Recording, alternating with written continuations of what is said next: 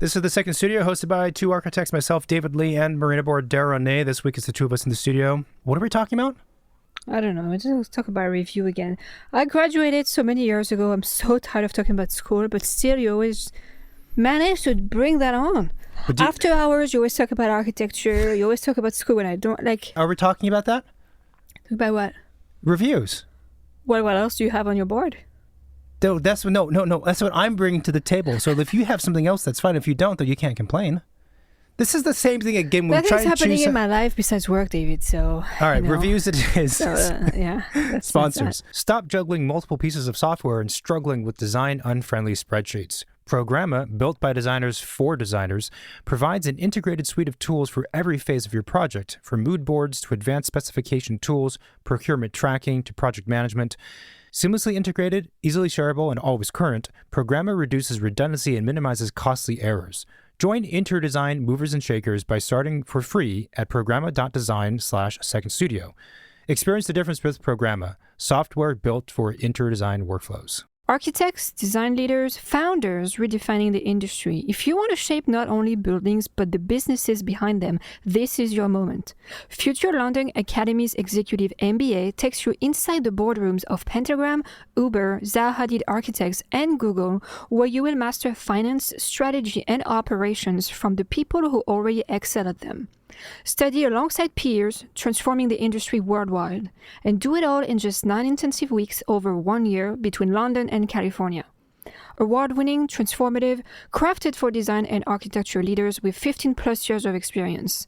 If you're ready to grow your impact, apply now by tapping the Future London Academy link in our show notes. So you were invited to be a guest critic at a 5th-year review. Yeah, I was there for 1 day. I wanted to be there for more days because it's like a 3-day thing, but I just can't. I don't have time. So 1 day was the most I could. It's the most that I got approved from HR. So I was there for 1 day. Well, blame if you spend HR. less time in the bathroom during your work days, maybe HR will give you an extra day. And so drove there. It left at woke up at 4 o'clock in the morning. Didn't sleep at all the night before. I feel like that's always what you do. You always manage to overpack your schedule, make it hours are not comfortable, don't eat enough, don't have snacks, don't drink water, don't plan. It's like you like to suffer. Do you like to suffer? No, I got to get the most out. I didn't get any more time approved from HR. What do you want? What? Less bathroom breaks?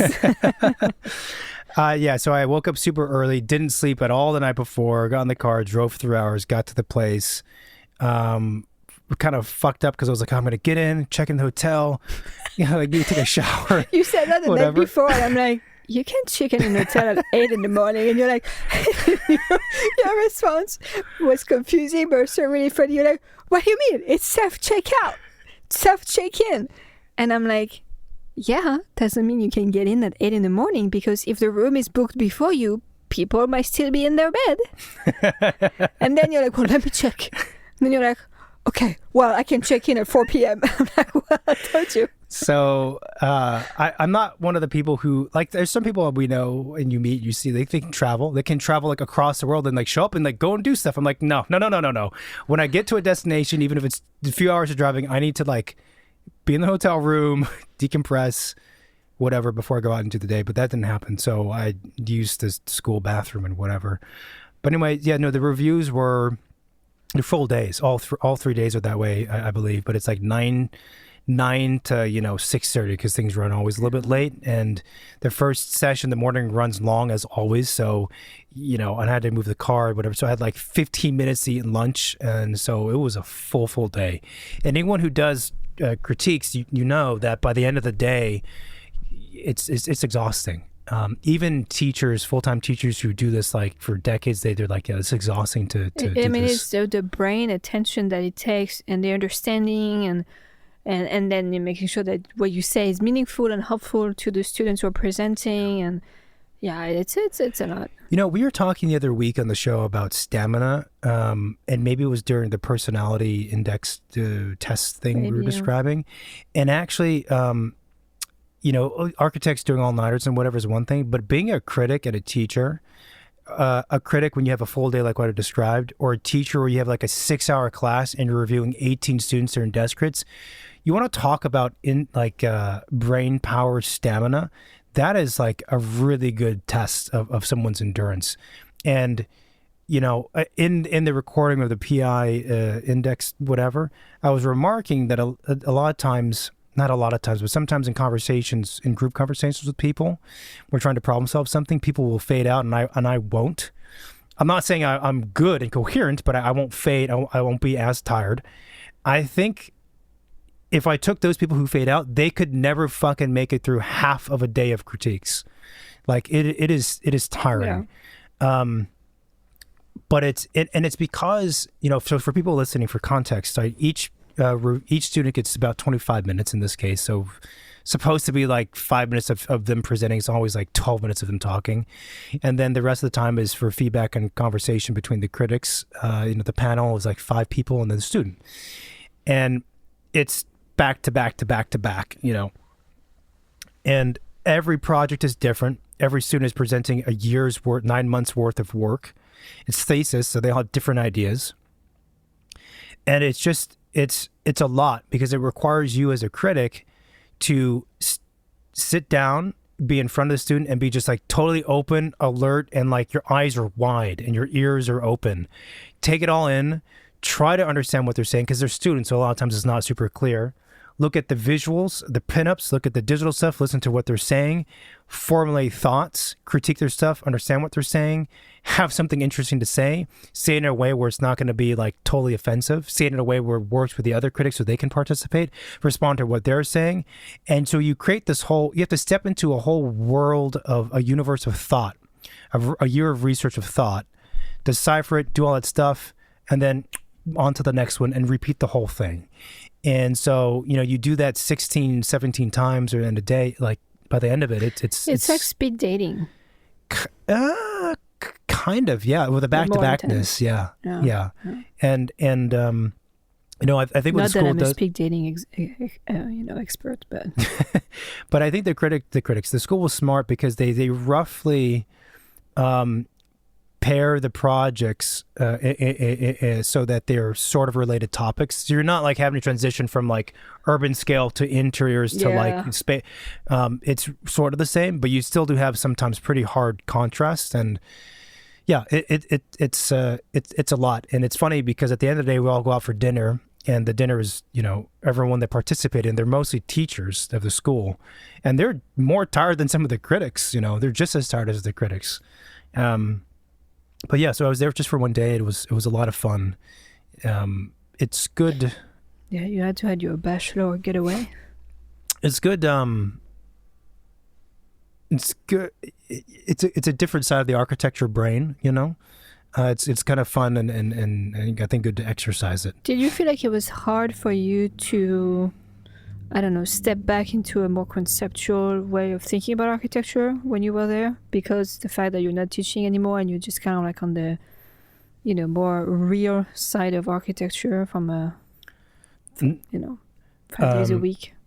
No, no, except for when there's a project that is really theoretical, and they are makes you feel stupid. No, it's more like, and those projects rely heavily on readings and writings and stuff of other theorists and historians and architects, and they layer on this person and then that person, and I read this person and that person, therefore this project, and their project is really, grounded in, not even grounded, it's like laced within the logic of these 4 other people who I don't know their work. Yeah. That becomes really difficult because, the as a critic, you're setting boundaries for the critique. You're trying to create a scale, right? It's not this linear, but like, okay, what is the scale of good to bad? You establish that scale as a critic. And when a project is done in the way that I just described, it's hard to establish that scale because all the references for judgment are based on this like body of knowledge that I don't know. I haven't read these fucking articles and these people in these books. And so when a project is like that, and when the student does not do a good job of summarizing the key points of those readings and telling us like why it matters, then it's difficult. or they just expect the critics to know of these things because most of the critics are academics and teachers, and they've read all this stuff and they teach seminars. I'm like, I'm not in school. I don't read this stuff. I do other things. So as a student, you have the responsibility to make sure I understand what the fuck you're talking about. You can't assume that I know things. You can't assume that I read fucking, Heisenberg, Plato, and whatever, Levino, whatever. Like, I don't know. You tell me what it is you're trying to do. So that becomes very, very difficult. But assuming the student does a decent job of presenting, it's more challenging, but I really enjoy that challenge because it's just like you're flexing a part of the brain that I haven't really had to use since school, or since teaching, I should say. The theoretical kind of rabbit hole. And frankly, these are undergrad students, so their ability to put together a logical system with these readings is not any better than obviously me or any of the critics. Yeah, it's very accessible. Yeah, if it's clear. And, unfortunately, a lot of the times, too, even fifth-year students, they make the same mistake that underclassmen make, which they don't do a good job of just explaining the basics to let the critics be oriented. And everyone, any students listening, go back to our recording from like 5 years ago, how to do a presentation. It's the fundamentals, though. It reminds me of, not related, but kind of related, of my younger sister. Whenever she tells me a story about her friends or whatever, she's like, oh, Bobby met with Charlie and they, did this and that. And I'm like, who the fuck is Bobby and Charlie? I'm like, you can give me their name. I have no idea what they look like, how old they are, where they're from, what do they do? Like, how do you know them? Like, it's a little bit like, there's no sense it's going to be a one-way conversation. How am I supposed to participate without, the information? No, actually, it's exactly. There's no reference point. Yeah. And a lot of times, too, they're speaking, nothing is clear. And so I actually told, I think, one of the students this, and it's in the recording that I was referring to. Like, what you have to do when you're presenting professionally or as a student or anybody presenting, if it's a complex topic, you have to lay down the basics so everyone is oriented and they understand where ground is, and then we don't waste our time as critics trying to solve dumb basic things. Well, because otherwise you're losing half of the audience in the first 2 minutes, and they're dismissing the most important part of the conversation, which is the other half of that 10-minute session, because they're still trying to resolve the first part. Yeah. Oh, yeah. Exactly. Or they go off and they think you said something, but you didn't. Mm-hmm. They've misinterpreted, which is frankly not the critic's fault because you're not clear. And now they establish their whole critique based off a false piece of information because you weren't clear about it. And you're like, oh, wait, that's not the front door to your project? Oh, okay. Oh, wait, your site is over there? It's a neighborhood? Then why do you have... okay, that's completely different then. Oh, wait, your project is not this one? It's the one over there? Yeah, no, I mean, what actually, it's funny you say that, but when we first sit down, all the students are pinned up kind of next to each other. So the first thing we say is that your stuff? No. Okay, good. Because on the face of it, sometimes you can't tell whose stuff is what. And now let's give a shout out to our sponsors who support our show. The Second Studio is brought to you by Chaos. They make award-winning design and visualization tools, and they're really pushing the boundaries with AI. As we all know, AI is shaking up the architecture and design world, and Chaos is taking a responsible approach. Their tools are built to help architects, designers, and visualization specialists work faster and explore more ideas without replacing creativity. Basically, Chaos wants AI to make your imagination stronger and not take over, so you get to design with more freedom, create stunning visuals, and stay in control of your work. If you want to see what that looks like, tap the Chaos link in our show notes. So now, so you've done that, I think we both did it a couple years ago now? Mm-hmm. Yeah. From the last time you were a critic compared to this year, did you notice, I don't know, kind of some trends amongst the students this year? And I don't know, maybe the thing that they did or they didn't do during the presentation, or... It's hard to say. I mean, look, this is a really small sampling, but I feel like these students were really well prepared in their presentation. Oh, and that's good. Almost all of them, or a lot of them, had their full presentation written down. Wow. Which I appreciate. However, a lot of them read directly from their note cards. And I am sympathetic because, we forget. We've been practicing for 15 years now.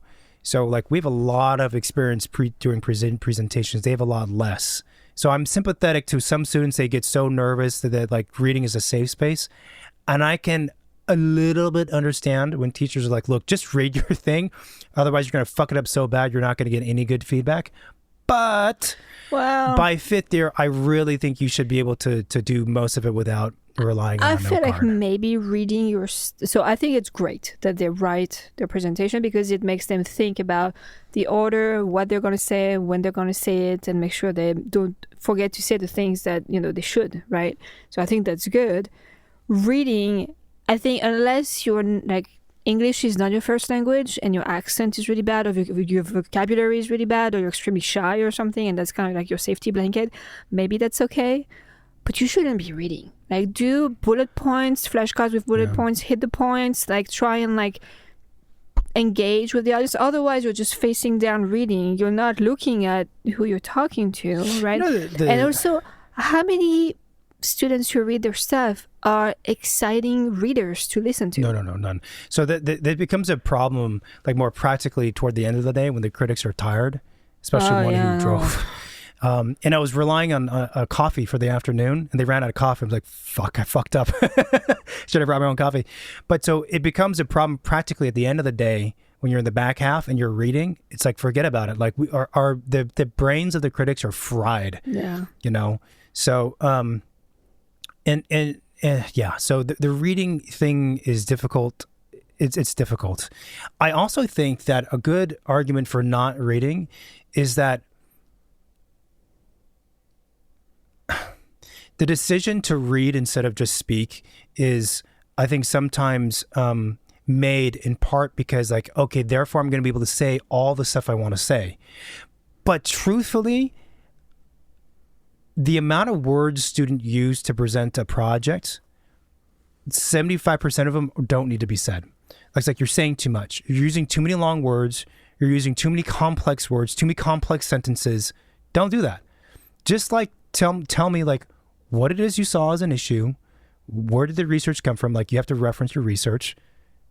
Tell me what you're trying to do. I think also, that's it. Just have a conversation. It takes away from the performance of the presentation. Yeah. Because if you're reading, you're static, holding your paper, looking down. You're not, again, making eye contact. You're not pointing at things on the wall to refer to what you're saying, right? So people are listening to you, but they're confused by the words you're employing because it's like those complex sentences and why not? And then they're looking on the board, searching for the stuff you're describing because they're not familiar with the board. They just saw them 2 seconds ago.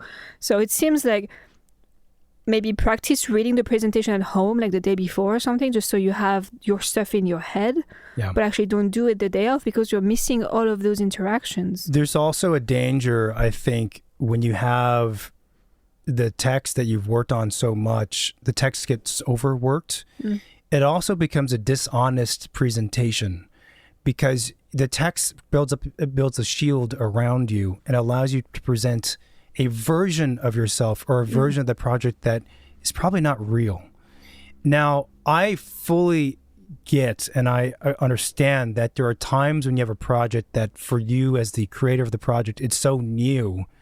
For the critics, it's not new information, but for you, it's new that you're like you've done it, but you barely have a grasp of it. So you can't speak about it. You have to have some things written down. I get that. But I still also think sometimes it becomes this like shield and it becomes difficult as a critic because we want to help the student more than anything else. And it's like, yeah, but I'm hearing you say things, but I don't actually know if you understand what you're saying and if you understand what you try to do or if what you're saying is what you actually tried to do. And then a lot of the session becomes about like trying to peel back these layers that didn't need to be there. So yeah. I thought going into the reviews, I was going to see work that was like 60% AI. Oh, yeah. Or that the majority of the students would be either using AI heavily or talking about AI or whatever. The school imposed a rule, which is if you used AI in any capacity, you have to, on the honor system, puts a text saying that this was done in whatever capacity by AI, like enhanced by, generated by, like whatever. And of course, not all students do that. But of like the 17, whatever projects I saw, guess how many had an AI component to the work. 3. Only One. one had some AI enhanced images. Now and they're all another one lying. had no AI enhanced images, but theirs was about data centers, which is not really about AI. It's more about like the broad topic of Technology. stuff. But no, AI was not a thing. And so I was super fascinated by this because in the profession, it's all we talk about. It's all everyone else is talking about. So I asked a bunch of the teachers, I asked a couple of the students, I'm like, what's the deal? And the teachers were like, no, the students are the ones that are rejecting it. Oh, interesting. Yeah, they're rejecting it. I'm like, really? I thought it would be the opposite. And so then I asked a student, it's just one student, but I asked a student, I said, I'm hearing this, like, why is that the case? And they answered for themselves, but I think it was a reflection of the larger student body, which is that they don't like it. There's a few things. One, they feel it's dishonest. 2, they want to learn and they want to do it themselves. 3, the joy of the work is doing it. And they don't want to be using AI because for them, it's like, that's not why I'm here. I'm not here to copy someone else's work, to hit a button and write some stuff and have some things generated. I'm here to produce the work. And then, which I thought was a really important thing that we need to keep in mind is like, what are we here for? They're not interested in shortcuts. I'm not here for a shortcut. I'm here to produce work, to learn how to do it. I want to do it. And if I fail in front of the critics, it's on me. And then fourthly, this is also really important, is that within the students, and I think the broader population of like middle class or whatever, there is a strong pushback against AI because we know that AI is what is the word? It is a product. It is a thing that is being created by the authoritarians of our time. Elon Musk, big tech, Sam Altman, fucking the current administration, all these people who have massive amounts of wealth, massive amounts of power, trading things behind the scenes or whatever, it feels like they're imposing AI. They're saying it's great. And everyone at the bottom's like, hey, fuck you guys. We don't like any of you for a lot of reasons. And AI is another one of your things. I don't want it. And I had learned that actually I'm not a teacher, so I'm going to mess this up, but just something about the California school system, whatever, purchased some like tens and tens of millions of dollars of like ChatGPT like licenses for students. And there's some trade with NVIDIA also. Like this is the kind of thing I'm talking about, right? A top-down decision. And that decision was made by whoever at the top. To try and infiltrate everywhere. None of the teachers, none of the two students like really were privy to this. And they're like, no, I don't. Like, why, what is this? And I think it's really telling that the students who this is all about, they're like, no, I'm good. I'm going to do my own project on my own terms. I thought that was pretty fascinating. Yeah, I'm happily surprised to hear that. That's. I know. I was like, I thought I was going to come here and like hire some people for AI talent. I guess that's not going to happen. Meanwhile, you have schools that are heavily embracing it, but I think, not being the first to the dance is a good thing in a lot of ways. Well, I think it's interesting. I think it also depends, what's the mojo of the school and the students. Like, are they interested in like crafting things? Yeah. Are they interested in just being like super productive and quick turnarounds? Like, I mean, as we know in the profession itself, right, there's different types of different types of architecture and different ways to go about it. So it's good to see that the AI approach is not maybe going to become like the one way to approach architecture in school. So. Yeah, and I just, I say all that, but I'm sitting there, I'm looking at some of these renderings, I'm like, you guys could have fucking run this through like any AI program just to make it more legible. But the spirit of the students is like, they're not interested. They're like, no, I'd rather and just do it. And they probably will in 5 years or whatever, but if they don't feel like or next year when they graduate, yet. this year when they graduate. Yeah. I thought that was fascinating. In terms of trends and whatnot, I mean, again, they were organized by, the projects were organized by sort of theme. So like, because of my background, I saw a lot of urban scale things. And then I saw things that were more like a climate response, but with a specific kind of angle to climate response. And I've seen this over the years that it's more and more the case that students are more and more concerned with social issues, climate issues, like real issues.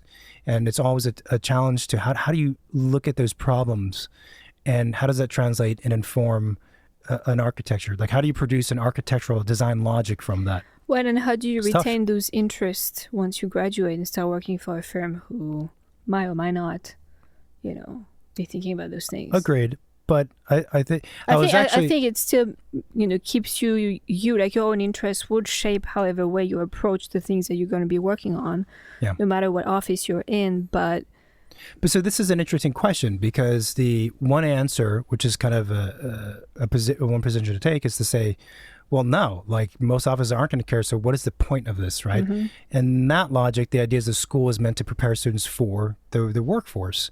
But I firmly believe that by the time you're a fifth year student, the 5 years is long enough. You should have a studio where you can explore larger ideas that you're interested in, that are hopefully world-changing ideas, and it's worthwhile. Even if 90% of the students or more don't get to do that kind of work, trust me, that being put out there into the world in some capacity, and especially that 10% to go and do it, that's the only way we have change to take place. So it's worthwhile to do. And I appreciate the students for, wanting to engage in those types of conversations and doing what they can. But it is not easy to take those more elusive and complex and large scale topics and then translate it into architecture. But that is your job as an architect. I had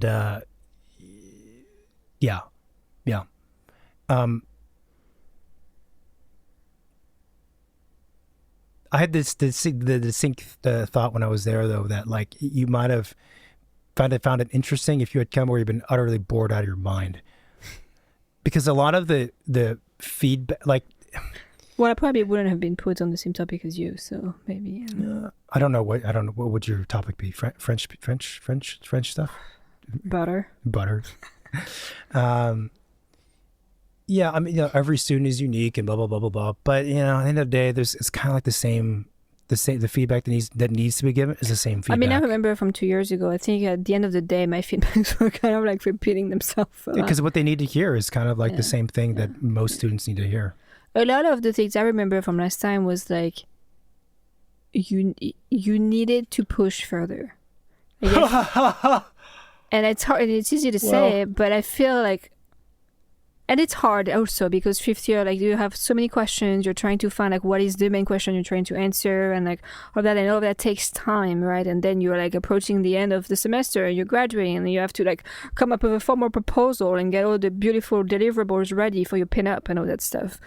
But I always feel, finding the initial hook takes time, but I always feel like if you had pushed it further, like you would have reached it a little bit better. And sometimes it's like, maybe because the project looks super interesting and I just wish I could have seen like the next iteration of it. Sometimes I feel like the students are just somewhat satisfied with the first thing that they found and just kind of like stop there. Well, this is and it's again, it's tough, but I think you could also not focus too much on making all the deliverables perfect and maybe push it a little bit more in the research and the subject. This is the well, first of all, it's tough because these are end of year reviews and they're about to graduate. So like the feedback also has to be, tempered or framed in a way so that we recognize that, because they're not, there's a lot of actually, here's what you should do next, during the summer to finish the work, to push it further. But also, to your point, that's one of the biggest differences between how actual architecture happens versus student architecture. Student architecture and students, they do the first version and they pen it up. They're like, yeah, I did this. And they're like, no. Yeah. And when I give that feedback, that's what I'm thinking. I'm not asking you to finish a project over the summer and do 3 more rounds of this. Oh, I am. But, well, I mean, they might if they feel like, oh, maybe I should. But it's more like, once you're going to start working on real stuff, like don't get content with just the first one. Explore the 3rd, 4th, 5th one and see what you find then. Yeah. So. Yeah. I mean, I think students would be amazed by the amount of work that's produced in offices in a great amount of completion. Yeah. And you fucking shred the thing, you do it again. because you're asked to, because you realize it wasn't good, or because the client decides, or because of whatever. Like there's all these reasons, sometimes internal reasons, and you just redo. And it sounds exhausting, but that is the way it works. And when you get used to it, you're like, this is the only way to work, because iteration, man, like iteration to that degree, not like I do some crappy sketch and then I do a final drawing and then I'm done. That's not, or a few crappy sketches and then the final pin. That's not iteration. Iteration is you do the pinup and then you redo the pinup and then you redo the pinup. And that's if I ever if I ever want to teach again, I would have a studio where you do that. Like you got to learn how to go through that exercise, like do the laps, can do the lap and can redo it and redo it and redo it. All right. But yeah, it was cool. It was fun. I'll definitely go back and do some more. Hopefully more the next time. Maybe they won't invite you next time. It's likely. Maybe they're like, you know what? Although I did get up to one of the other critics who's a director at a school and was like, hey, I know your school. If you ever need any critics, let me know. I was like, okay, email me. And you're volunteering the time you do not have. Well, did you talk about it? Did you talk to HR? Well, I'll have to go to HR and say, well, I've already committed. You need to start wearing diapers. No more pee break at all. Yeah. All right. Yeah. Give us an outro. Well, that's it for that one. Short, brief, concise, kind of. Sweet. We could talk more about it another time if you want. I know you want to talk about it. No, I don't. This is the Second Studio, hosted by, what am I saying? That's the intro. Thanks everyone for listening. This is our podcast. Beginner. Secondstudiopod.com. Second Studio Pod is our handle on Instagram. Text the hotline 213-222-6950. And actually what we should do, and we're starting now because fucking why not? If you're a student or not a student, you have a project you want us to review that's yours, send it to us and we'll critique it on the show. And we'll be nice. That's it for now. Thanks for listening. Talk soon. Bye. Bye-bye.